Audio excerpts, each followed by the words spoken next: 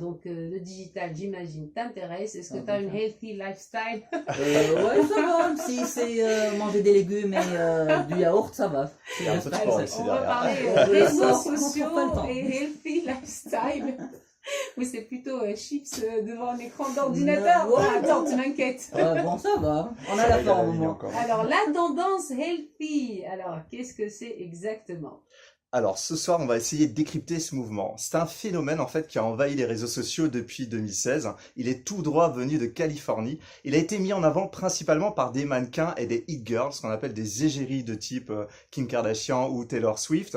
Et en fait, le healthy veut dire sain. On parle vraiment d'un mode de vie.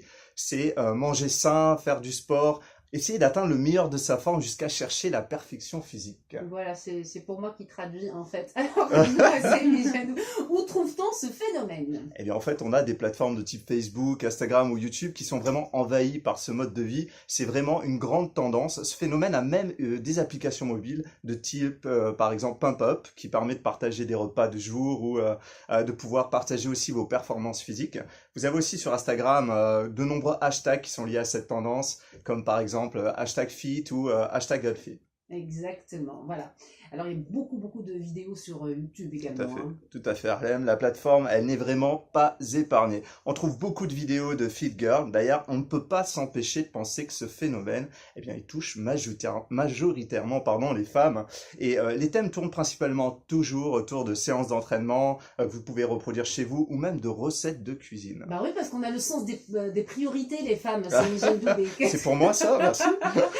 Alors, on est noyé dedans, mais on ne sait pas comment exactement est apparu ce phénomène. Alors en fait, on peut se demander vraiment si cette frénésie du manger sain serait une réponse à notre environnement. Je m'explique.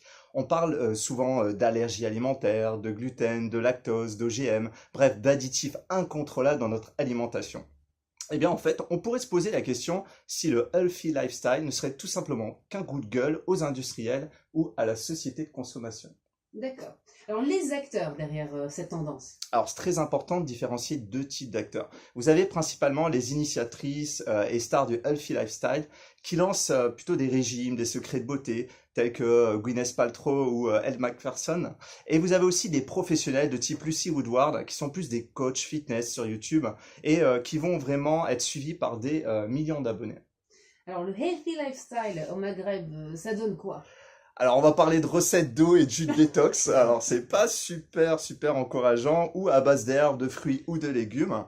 Et vous avez aussi des recettes revisitées par un jeune couple de Marocains que j'ai trouvé vraiment incroyable sur Facebook, Sophia et Emine, qui ont plus de Des 30... stars, hein. Allez, tout à fait. 36 000 membres depuis 2017. Ils ont lancé l'année dernière le HLS Ramadan Challenge. C'est un programme en fait qui est 100% gratuit et qui propose en fait des exercices de sport, de nutrition pour vous aider à retrouver la forme avant l'été. D'accord, ça c'est du côté du Maroc. Et en Tunisie, se passe des choses ou non? Alors, on va parler par exemple du Grand Tunis. Vous avez de plus en plus d'ouverture de bars à salade, de bars à soupe, vraiment des endroits même qui vont bannir le tabac à l'intérieur des restaurants, des cafés. Donc vraiment une grande tendance qui se développe en Tunisie. Donc c'est sain et il n'y a pas de danger, quoi. On peut plonger dedans. Alors, on peut nuancer tout ça. Si je vous parle de orthorexie, vous allez me dire, mais de quoi il parle? Oui, de quoi il parle?